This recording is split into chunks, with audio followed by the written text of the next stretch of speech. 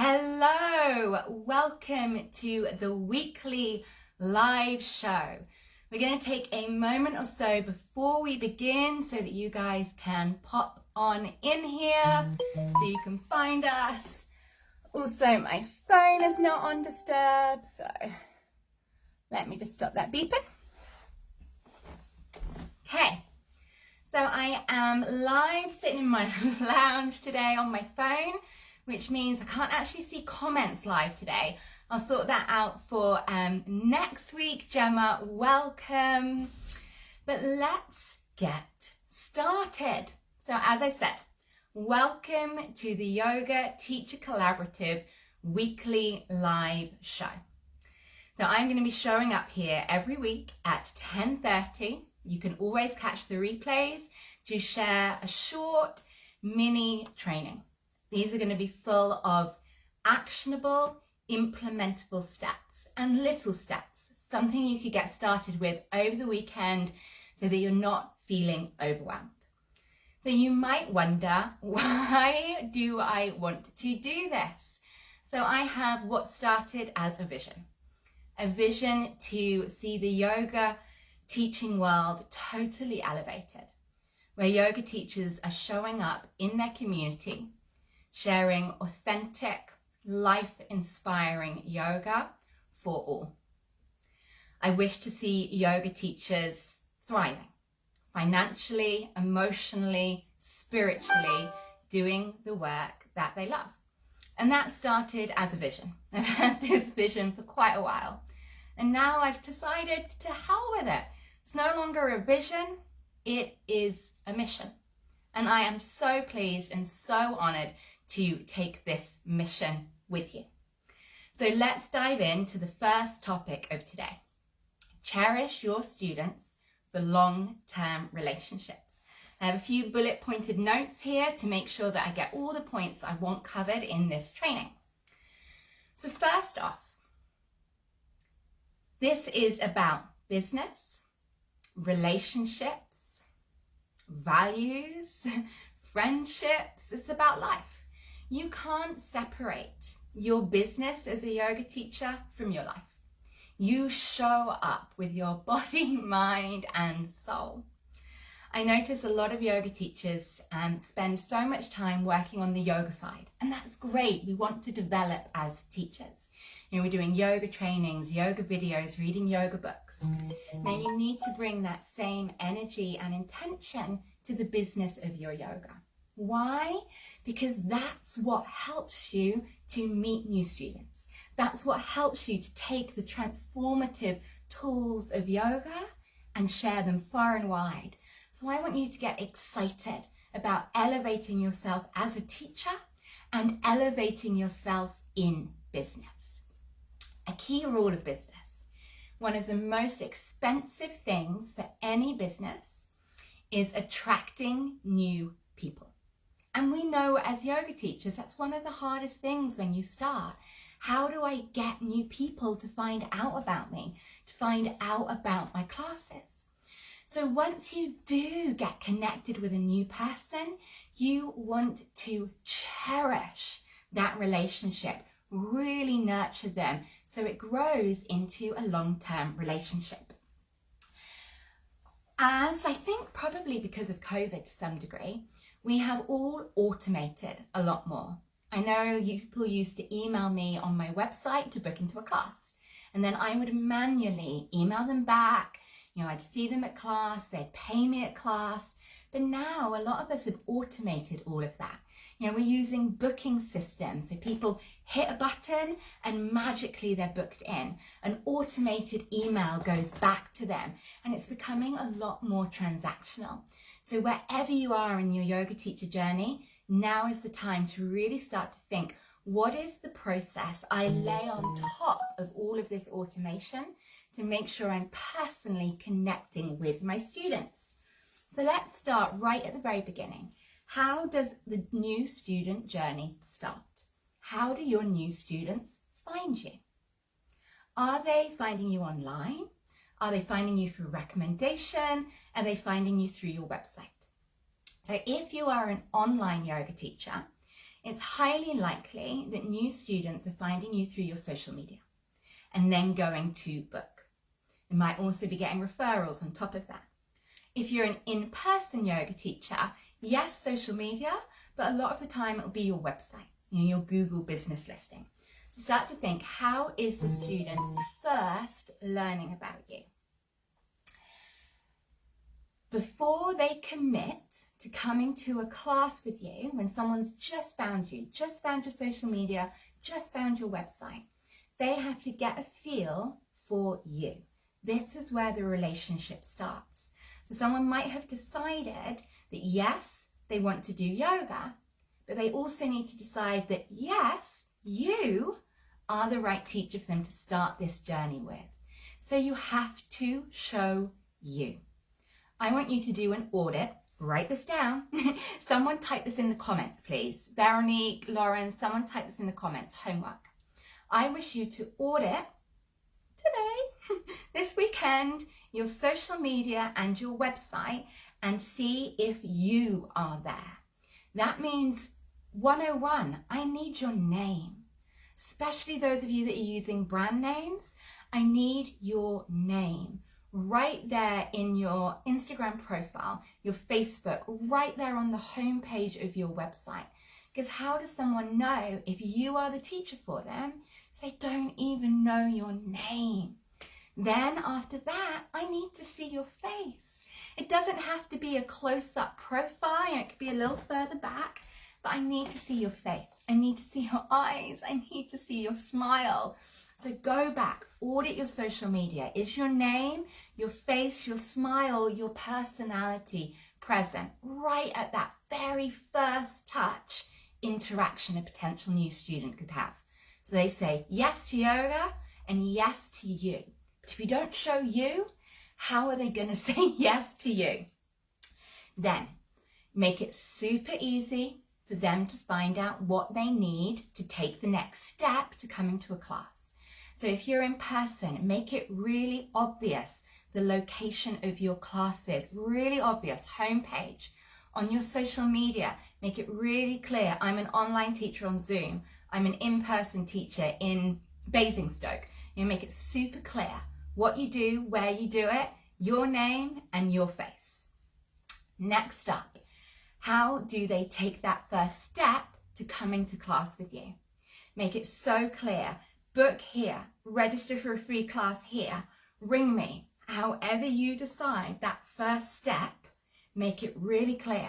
So not hunting around your website, hunting around your social media, wondering what do I do next? Make it super obvious what steps they have to take to get to class.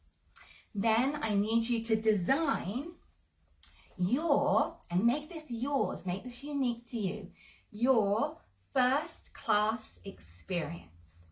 And I call it first class experience for two reasons. This is someone's first experience of your class, yes, obvious, but I want it to be first class. Like you've entered the first class cabin in British Airways. I want them to have a first class experience with you. And don't wing this, my love, don't wing this. Write down, I'm going to use a technical term, standard operating procedure for your first class experience. So do you offer a first free class? You don't have to. I do. I think it's a good idea. Okay. So they register for a free first class. Do they do that on the website? Do they email you? Make it simple. Then what happens? They need to receive an email, either automated or go above and beyond and do something personal that tells them exactly what they need to know. So put yourself back in the shoes of someone going to a new class. What did you need to feel comfortable? Okay? What do you need to feel comfortable? I know now if I was to pop up to, say, a martial arts class, I'd feel nervous. If I was going to go to a Zumba class, I'd feel nervous, not knowing what to expect, what to bring. So how can you alleviate that for someone?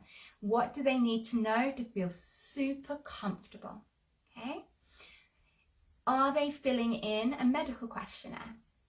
So on my website, if you book to attend a class, the medical questionnaire is then right up on the screen. Do you have any injuries? What's going on? That, yes, is something that you need, but also it's a way of opening a conversation.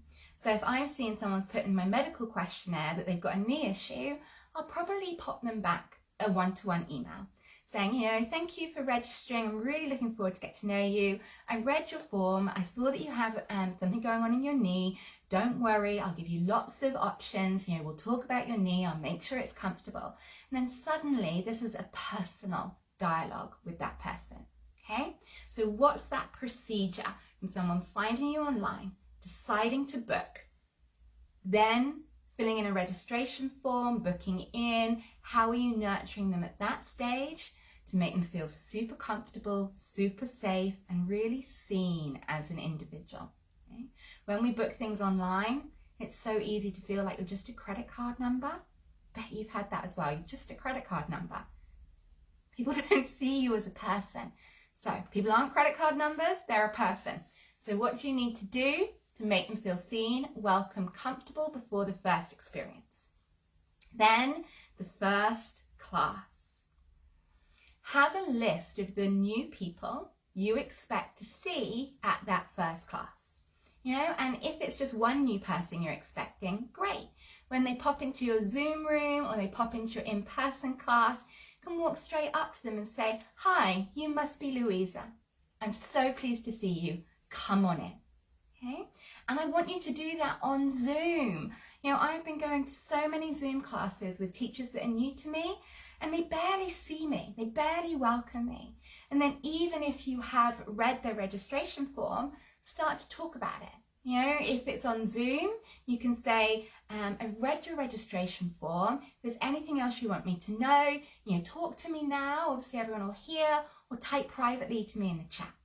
So much easier in the flesh, in person. You walk up to somebody and you say, welcome, I've read your registration form. What brought you here today? I can't wait to start this experience with you. Be really personal. And then throughout the class, keep an eye on that person. Don't call them out by name. That can be a bit much in the first class. And then at the end of the first class, in that moment, follow up with them. And this can take a little bit of prior planning, because some beginners, they just run out of the door or the Zoom room as soon as class has ended. So when I am greeting a new student in the flash, and I need to get better at this on Zoom, I'll say, I'm so pleased you're here today. And you might find you're a little confused about a few things. That's okay. Yoga takes a while to learn. Just focus on your feet and getting the feet in the right position today. I'll put them at ease. Maybe I'll introduce them to someone that's next to them. But then I'll also say, I'd love to catch up with you at the end of the class to answer any questions, to see what's going on, how I can further help you. So I tell them, don't run away. I want to talk to you at the end of class. Okay? Then as the class finishes, thank you so much. You did really well. It was so nice to have you. And just follow up with them in the moment at the end of the class. And this isn't about you needing them to tell you that you're great. It's not codependency. This is you providing customer service. So that someone might say, do you know what? I actually felt a bit much for me, or, that was too gentle for me, or, if they have a concern and you don't feel you're the right teacher for them, at that point you can refer them on to another teacher in your community. Thank you so much for trying today's class, Emma. Yes, you're right, my style is a little bit more dynamic. If you were looking for a more slow flow, you'll probably love the class with Caroline. Here's her details. Go and try again. Go and see Caroline. And this is about you being an advocate for yoga, you supporting each other, not that codependency. Okay, so let's just recap. When someone has, if anybody wants to type in the comments, the recap, just the bullet points, that'd be super helpful. Step 1, how is someone first interacting with you? Social media or your website? Can they see your name, your face? Is it easy for them to communicate with you? Please get rid of those contact forms. I want to see your email address and your phone number, okay? Sandy, she's in my mentorship, she has a great WhatsApp pop-up on her website. Okay, is it easy to book? Then, how do you alleviate their concerns before they come to the first class? when they come to the first class, greet them personally, chat with them, build a relationship. Ask that they stay behind at the end of that first class so you can catch up. Next stage, please, nobody ever does this to me, please send a personal follow-up email. Thank you for coming to class with me yesterday. It was so wonderful to meet you. You might be feeling a little whatever, stiff, depends on your class, or you might be feeling a little X today. That's totally normal. But any questions, any concerns, anything you want to know, just pick up the phone to me or email me back. I'd be absolutely delighted to see you at class next week. This is how you book. Make it super easy for them to click, to book in. Make it easy for people. Okay, so follow up with them. Then they come back to your second class. People, remember their name. Remember their name. Remember their name. Okay? So many times people say to me, you're really good at remembering names. I'm not good at remembering names. I just make a deliberate, concerted effort to do so. Okay? I'm going to need to work out my post-COVID plan. Now people are booking into classes. But I used to have drop-in classes, and I would take the register myself at the end of the class when everyone was in Shavasana. So after I'd settled people into Shavasana, I would write their names down. And that process of me having to look around the room, see you, write your name down, meant I learnt your name. And if I got to someone, I'm like, shit, I don't know their name, I would make a point to find it out, to remember it. So please don't tell me you're not good at remembering names, because it is essential for building a relationship. So work out a strategy. Work out a way you're going to do it. There's all of the silly name remembering games, like linking a person's name with something. Knobbly need Karen. Okay, something different to that though. Use some of these tricks, but make it a mission. Remember people's names. So when they come back, greet. I don't care if this is on Zoom or in person. Greet every student. I try so hard on Zoom. Some of my workshops can be 50, 60 people and I can't quite make it round, but I really, really try. Hi, Emma, I'm so pleased you're here. Hi, Louisa, really lovely to see you. Hi, Caroline, oh, how was your weekend? Greet every single student. Someone comes in late or the class is just about to begin, at least make eye contact with them and smile. Let every person feel that you saw them and they matter. Okay? Simple. Remember names, greet every person. Obviously, make a beeline for the new person that's come back. I'm so pleased you've come back today. This is what we're going to do this week. Make them feel special. Okay? And we keep this going forever. We learn more and more about our students. We build the relationships over time. Follow up with people. If someone's told you they've got IBS, send them a link or a video for yoga for IBS. Go the extra mile. Because you know what? Nobody else does. Go the extra mile. There's no traffic there. And you stand out. You stand out for customer service, for relationships, for caring about your students. Let's have a look. So that long-term relationship, your relationship with your students is like a ladder. Okay? They start with you probably on the first rung of the ladder, a free first class. Second step, they book to come to a class. Third step, maybe they book a course. Maybe they then book a workshop. Maybe they then book a half-day workshop. Maybe they book a day retreat. Maybe they book a retreat abroad. Maybe they come and do a more in-depth course with you. But it's like a ladder. Okay? You and your students climb that ladder together. As you get more experience as a teacher, start offering niche workshops. They climb that ladder with you. We're going to do another training on email newsletters, using email newsletters to cherish your students. So I've sent an email the other day with free Easter gifts to my students. There was a playlist, there was a pillow class. Just give, give, give, give, give. Be generous and people will be generous back to you. One final thing. This was something I learned from a training I'm in. So a training I'm in, we have a mindset coach. So the mindset coach was saying in the training, leave everyone better off than you found them. Okay? And it was just about having that attitude that every interaction you have with someone, leave them better off. So I'm really hoping that when you jump off this training, you'll feel better off for having been here with me. Better off for having that time. And that's not a passive, I don't want to do you harm. You know, it's an active, what can I do to enrich your day today? What can I do to bring you a smile, to make you feel seen, to help you learn something? What can I do to make your day a little better today?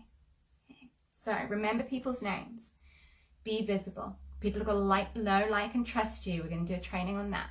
Okay. Go through your whole journey from someone finding out to you to after their first free class and write yourself a standard operating procedure. Okay? I used to give my students welcome packs. Now I give them welcome emails. Okay? Work out your plan. Thank you for joining me for today's live show. These are going to be happening every Friday. So what I need you to do is go into your phone and set an alarm. Set an alarm for 10:30 every Friday. Be here. I can give you implementable steps and all you have got to do is take action. So go take action now. Go put your name up. Go put your face up. Go connect with a student. Go spoil people. Everyone wants to be seen and acknowledged. So go see and acknowledge your students and cherish them. The most expensive thing in any business is attracting new students, new clients. So once you've got one, cherish them. First class service. I am going to hang out in the comments now. So I'll answer any questions, anything you want at all in the comments. Tuesday, we have Troubleshoot Tuesday. Thursday, Pop the Champagne. And be back here next Friday. Thank you so much for tuning in. Goodbye.